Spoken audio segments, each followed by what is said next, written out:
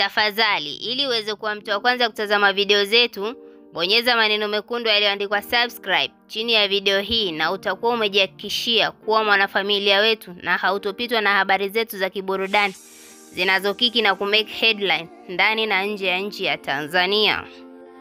Watu wengi jana washtushwa baada ya sherehe hizi za Mei Mosi zilizokuwa zikiendelea katika mikoa mbalimbali, na walikuwepo baadhi ya wasanii waliweza kuandamana na hizo shughuli zilizokuwa zinaendelea katika mikoa tofauti tofauti.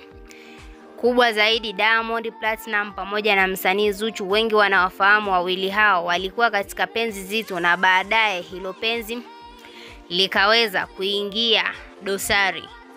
Hii ni kwa sababu ya Diamond Platinum kuwa na wanawake tofauti tofauti, na inasemekana kwamba hata sasa ana mpango wa kuoa huko Nigeria.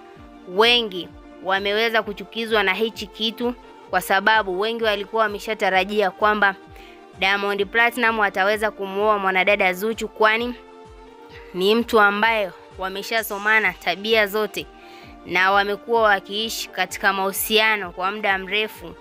Hatimaye hata Diamond Platinum aliweza kuonyesha ukaribu ambao sio wa kawaida kwa watu. Hata watu waliweza kuwashtukia na kujiuliza vipi, kwani hawa wawili hao bado wako kwenye mahusiano? Maana taarifa nyingi zimezuka katika mitandao kwamba wawili hao waliweza kuachana, na hata mzazi wa Zuchu aliweza kuingilia kati, ambaye anafahamika kwa jina la Hadija Kopa. Aliingilia kati kwani aliona binti yake amekuwa ni mtu ambaye anasumbuka katika mahusiano, na bado swala la kazi linamsubiria aweze kufanya vizuri, kwani kazi yake ni muziki, na hiyo muziki inaweza kumfanya aweze kufika mbali. Na mwanadada Zuchu amekuwa ni mtu ambaye ana kipaji kizuri na muziki wake unaweza kupendwa na watu wote. Msanii Diamond Platinum alipopanda katika jukwaa la Singida la Mei Mosi alikuwa anatumbuiza, na baadaye watu wakashangaa kumuona msanii Zuchu naye kuingia katika stejini na kutumbuiza. Waliperform vizuri na mashabiki zao waliweza kufurahishwa na hicho kitendo, kwani wote wanafurahia kuwaona wawili hao wanaendelea kudumu katika mahusiano yao na hatimaye waweze kufunga ndoa.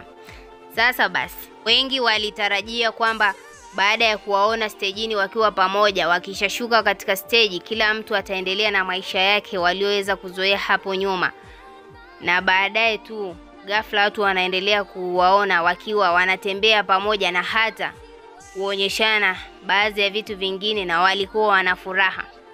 Wewe kama shabiki unalipi la kuwashauri wawili hawa katika mahusiano yao? Na usisahau kutuachia maoni yako ndani ya comment section.